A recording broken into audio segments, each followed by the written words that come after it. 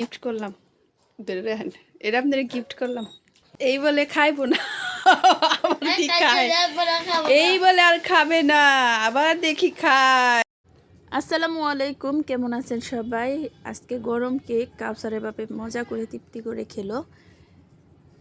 তো কেক কিভাবে একই এতে গুলে দুইটা কেক বানাই দেখতে থাকেন। আর চুলার মধ্যে এত সুন্দর ফুলছে, কেকটা খুব সুন্দর হয়েছে।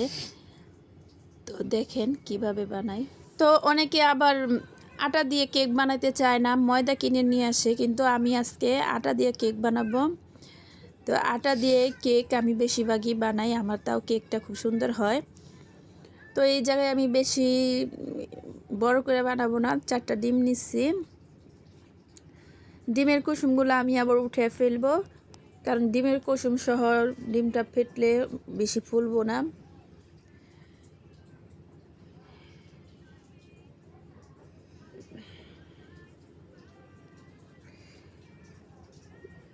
ডিমের কুসুমগুলো আমার সবগুলো উঠানো শেষ হয়ে গেছে।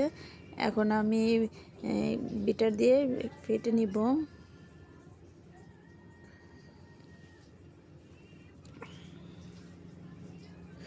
আমি আবার এই স্টিলের বাটিটা কিনছি কিসের জন্য, আমি ওই প্লাস্টিকের ইগুলা খুঁজছি, পাই নাই। আবার এরকম গোল সমান খুঁজছিলাম, কাচের ছাড়া আর অন্যটা পাওয়া যায় না। পরে স্টিলের কিনছি, তা দেখি এটার মধ্যে খুব সুন্দর হয়।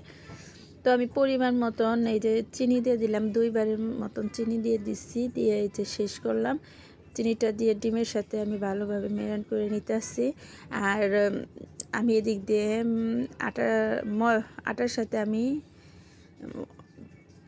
বেকিং সোডা, বেকিং পাউডার এগুলো মিশিয়ে রাখছি, গুঁড়া দুধ।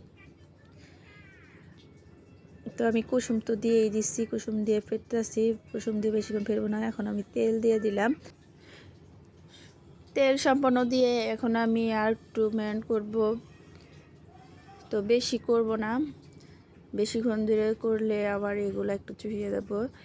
যতটুকু পারি এই যে করছি। এখন আমার এগুলো মেরিনেট করা কমপ্লিট। এখন আমি আটাগুলা করে রাখছিলাম, এখন চাইলে আমি মিশিয়ে ফেলবো। তো এই যে আমি আটা দিয়ে একটু পরে আটা দিয়ে আমি মিশিয়ে কমপ্লিট করে রাখবো। তো আমি আবার এদিক দিয়ে আটা দিয়ে একটু একটু করে ঘুরে ঘুরে কমপ্লিট করছি, দেখাইতে পারি না কারণ ভিডিওটা অনেক বড় হয়ে যেতেছিল, তার জন্য স্কিপ করে ফেলছি। এখন আমি এই যে দেখেন আমার গুলাটা কীরকম হয়েছে, তো জানাবেন যে আর একটু ঘন আর একটু পাতলা হইলে ঠিক হইতো, কিন্তু আমি যেরকম বানাবো আমার মতন আমি গুলে নিচ্ছি। তো এই যে এরকম হয়েছে, এই যে একটা কিছু লিখলেম মিশে যেতেছে না। তো আমারটা কমপ্লিট হয়ে গেছে, আমার কাছে মনে হইতেছে আমারটা কমপ্লিট হয়েছে। তো আমার একটু ভয়ও লাগতেছে, একসাথে 2টা কেক বানাবো, একসাথে গুলছি। তো এই যে আমি বাটির সাইজে কাগজের উপরে বাটিটা বসাইয়া আমি আবার এই যে এরকম করে মাপ দিয়ে কাগজটা কেটে নিব। আমি আবার বেকিং পেপারে অর্ডার দিয়েছিলাম অনলাইনে, ওনারা আর কি অর্ডারটা মনে হয় নাই, কাঁচার অর্ডার দিয়ে দিছিল, তো এখনও আসে নাই। তো এই যে আরেকটা আমি বসাই দিছি। এদিক দিয়ে ইয়ামনি আমার সাহায্য করতেছে, ইয়ামনি ভিডিও করতেছে, আমি আবার এই যে ঢালতাছি। কি বলবো, আমি যাই কিনি তাই আমার 3 ছেলে মেয়ে নষ্ট করে ফেলায়, এক নাজিফা, এক কাউসার, এক ইয়ামনি। টাইপডটা নষ্ট করছে, এখন যদি টাইপডটা রাইখা ভিডিও করতাম কত সুন্দর হতো। এখন এই যে সাহায্য নেওয়া লাগতেছে। তো কমপ্লিট, চুলার মধ্যেও বসিয়ে দিচ্ছি এরকম করে, ওই ডাকনারা সুন্দর দেখে ওইটার সাইড দিয়ে আমার কিছু দিতে হয় নাই। এদিক দিয়ে মেয়ের গরম পানি করার জিনিস নিয়ে ওর বাবা ব্যস্ত, কারণ কিসের জন্য, ইয়ামনি তো মাদ্রাসায় থাকে, ঠান্ডা পানি দিয়ে উজু করতে হয়, ওর কাশি হয়েছে, ঠান্ডা হয়েছে, খুব কষ্ট হয়, প্রচুর ঠান্ডা। তো আমার মনে হয় এই বছরই একটু ঠান্ডা পড়ছে বেশি আগেই। তো আর তো মাদ্রাসা থেকে ছাড়তেছে না, বাসায় থাকার জন্য ওই মাদ্রাসায় থাকে।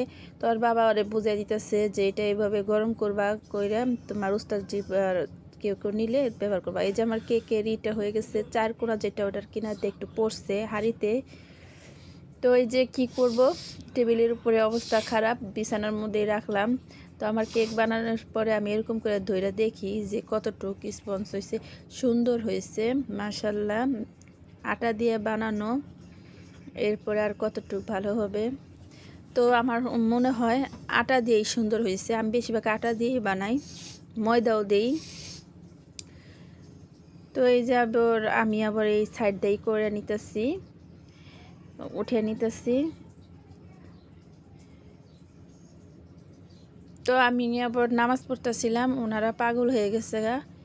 তো আমি আবার ইয়ামুনি পাগল হয়ে গেছে, হয় নাই।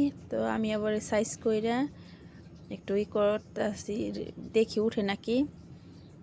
তো এই যে এরকম হয়েছে, 4টা ডিম দিয়ে 2টা কেক।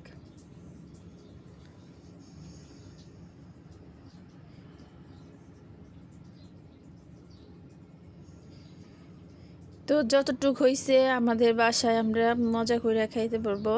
কারণ কিসের জন্য, কাউসার ইয়ামনি ওরা আবার যে বাহিরের কেকগুলা যে বিক্রি করে না এরকম ক্রিম ছাড়া, ওগুলো ওরা আবার খাইতে পারে না। বাসায় বানাইলে ওরা আবার তৃপ্তি সহকারে খায়।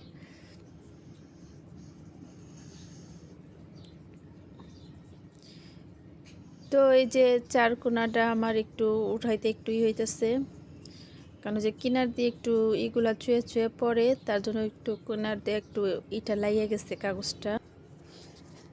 তো এটা মাশাল্লাহ সুন্দর উঠতেছে, ইয়ামনি তো বলতেছে মাশাল্লাহ মাশাল্লাহ। তো ওগুলা আমি দিতে পারি না এবার কথাগুলা।